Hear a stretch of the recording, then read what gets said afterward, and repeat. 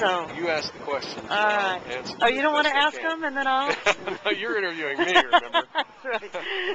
So yeah. So there's been all this talk about change for like the last 18 months, and so I'm curious, as I said earlier, to know what people mean. So when you say change, you Steve, in your life, what do you mean?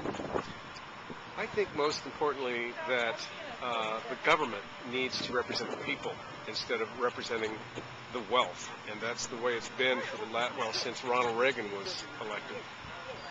He's really responsible for starting the war on the middle class, and the government, and especially under the last administration of George W. Bush, has been government of, by, and for the well-to-do at the expense of everyone else, and totally oblivious to the environment, to global warming, to anything that deals with ordinary people.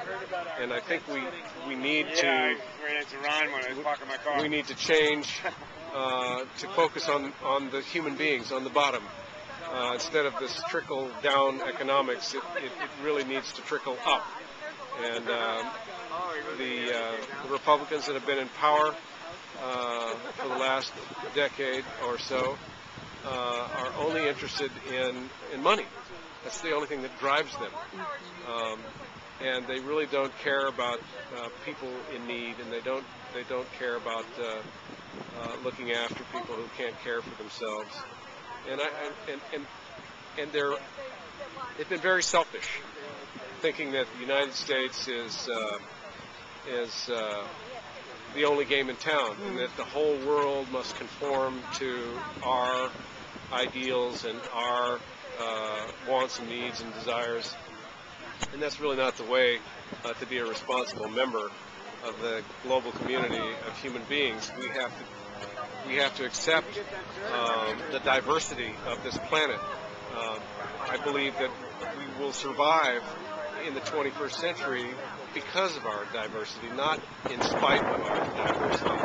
And it's important that the United States stops meddling overtly and covertly in the internal affairs of other countries, that we can respect the sovereignty and the political independence of other countries, and start respecting them and stop treating them as though they were pawns of the United States.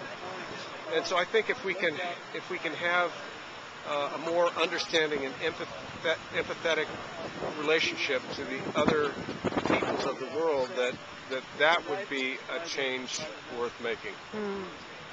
And what will be signs to you? I mean, first, what will you recognize as steps in the right direction? Well, of course, everyone looks to the top. Everyone looks to the White House and to the Congress. And I think that some of the very early indications that we've gotten are encouraging. Personally, I'm a little concerned about some of the cabinet choices that have been made.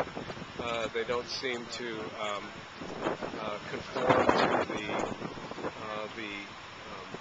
the ideas that President Obama put forth during the campaign. But they're working for a different boss, and they have a different set of marching orders.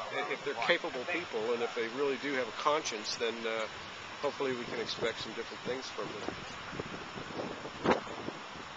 So in all of this change, what would you say, from your perspective, can you identify anything that's important to have remain the same? Remain the same? Well, the American spirit is really something that I hope will remain the same. We've become an entertained society. We have our televisions, and we have our video games, and our computers, and our cell phones, and our gizmos like this one you're holding in your hand. And we're so distracted, and we've become so isolated from one another that I think that people need to get out and meet their neighbors. What a concept. And start working together on a human-to-human contact. I think we've that's always been there, and I think it needs to be reinforced. And I think we're going to start seeing more of that. Yeah. I have high hopes for that. That's awesome.